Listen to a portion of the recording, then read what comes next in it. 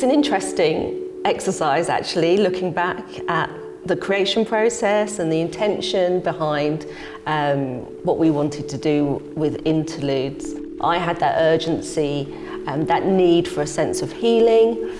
It was post-pandemic, post-Black Lives Matter. It was really important to me to have a space to settle and ground, but what I've taken away looking back at the series is how it wasn't just a personal process. The healing kind of widened, the circle of sort of safety widened, and it became more than I ever could have imagined. What I really realized I needed at that time was to just slow down. To create a sonic bed, to really respond to your prompt of what does healing sound like in a way that's like, yeah, what does healing sound like? What does literally the word to heal mean? How does this become a multi-sensory experience through the headphones, for example? That felt like my challenge, my prompt to activate the idea that how we relate to art isn't this, like you say, this cerebral, intellectualized thing. It's the whole body.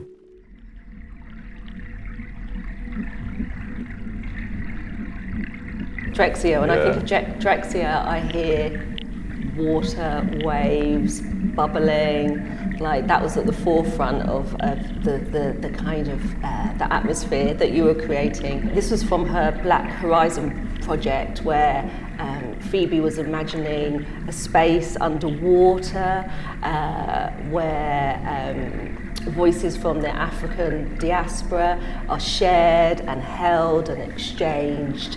And she kind of reimagined the underwater space as a safe space. So of course it's so many things to us.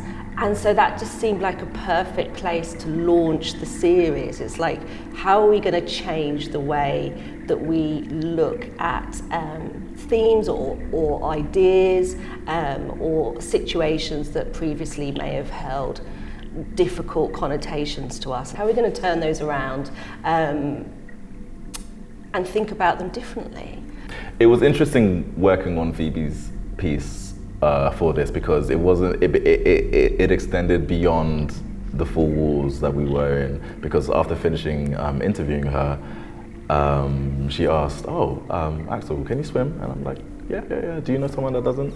And I was like, yeah, my son and I then contributed to her project, Dwelling, which came out last year in 2022. There's something that she said in that interview: we start in water and we're formed in water. So the idea then of the ultrasound of my son's heartbeat that we hear throughout, near the beginning and near the end, the idea of that first water, you mentioned the idea of how water has this dual potential as either life-giving or it can take away your life, for example.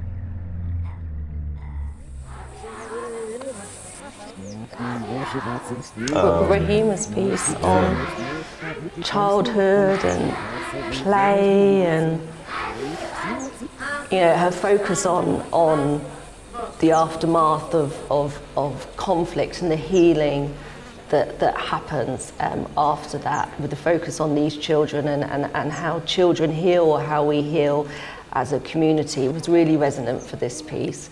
I really loved how you brought the sound back to the absolute basics of childhood, because then the listeners can really connect with those sounds, and you drew them in the school bell and bird song, and instantly you created a safe space when ultimately the themes of Rahima's work are actually very challenging, but you provided a really lovely foundation to hold us in which to explore those ideas, and that was beautiful. Oh, well, thank you. I think there's I don't know about you, but with me, the idea of having fun when I'm doing something, regardless of the subject matter, finding the thing that lights me up, finding the thing that activates me, I think is always gonna help. It's always gonna help realize what I think I need to say or what I'm trying to say. So bringing it back to those basics, like you said, about the children, the play, on the scars of the scourge of colonialism and just general violence, is an important act of resistance, because to feel like you can run around and imagine implies safety, implies courage, implies a certain level of defiance and self-actualization almost, but it's not conscious. You just want to kick a ball. You just want to daydream. You want to escape. But is it really escape, or is it a pure necessity for our creative selves, which we all are?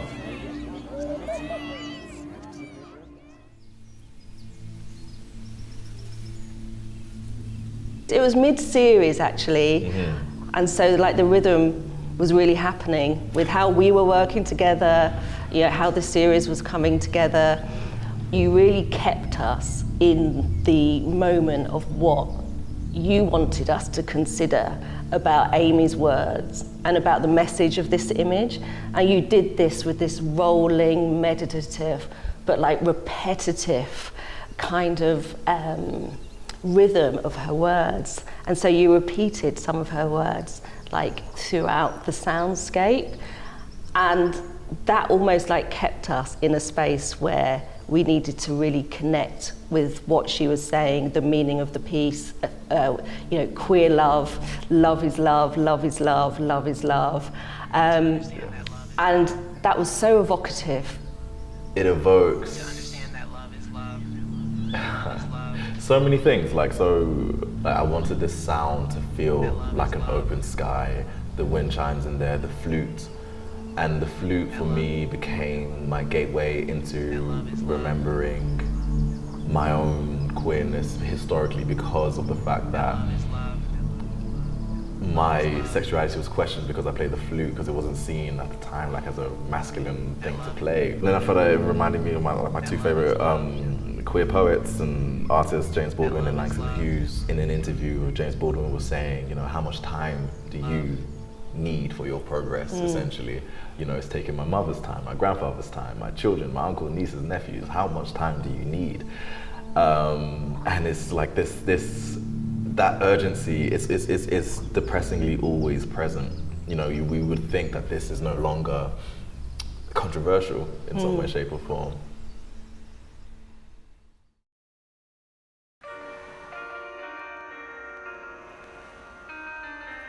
This image was quite different from the other artworks that we chose. It's not a figurative work, it's a landscape. It's like got this portal of hope into somewhere that we don't know where. You had the pleasure of speaking to Ming. You have this question that you ask, who are you? No, but really, who are you? And I thought Ming responded to that question so beautifully and so honestly that struck a chord with me as a mother, as an artist, as a mother of an older child as well. And she just said, I'm a dancer, I'm an artist, but I'm still finding my way. Before and after speaking to Ming, I realized the gravity of the moment. I kind of felt as well, even though it was over the phone and it was just a voice, I still feel like she responded to these questions that felt beyond the usual type of so talk about practice, talk about technique, talk about concepts and in the abstract in that way, so to witness her speak on the fact how much she loves dancing and to speak on the fact how much she just loves people.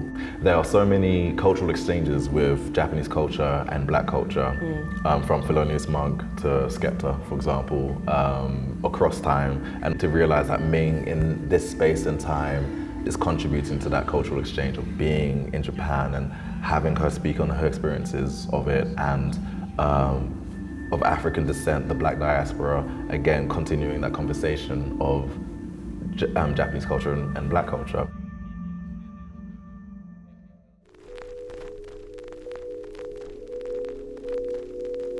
We had quite a few options of Nnena's artworks to choose from, and we went for this. This was part of a series where there's where Nnena works simultaneously on two pieces, but I just thought this piece really represented the rhythm, of the connection that she has with the work, the physicality of it, but also the sound of it. What was interesting for me is how are we going to present this, going to have Nnenna's voice that is central to this piece, because Nnena is a non-verbal artist, so all the other artists were using their words to contribute, but Nnena was contributing the sound of her work, which when you think about it is actually so visceral and so like connective. It's really communication in its purest form.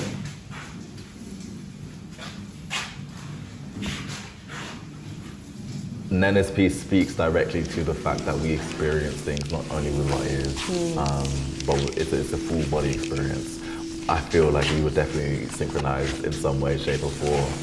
And even though there was a level of predictability to the way she was moving, every single trace, every single move and sketch, it needed to feel like the music came from her, from the experience, rather than, as with the others, it's kind of like a set stage. This kind of felt more of a synesthetic experience of just like, again, the charcoal or the whatever medium she was using to trace on the piece of paper, for example. That was the music.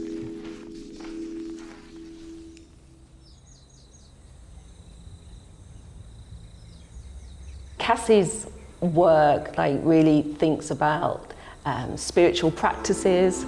Obviously a part of that is prayer, meditation, healing, and that was where the original idea for the series came from as well. It's just like the practices that we take hold of, or that we engage with in order to facilitate that healing process.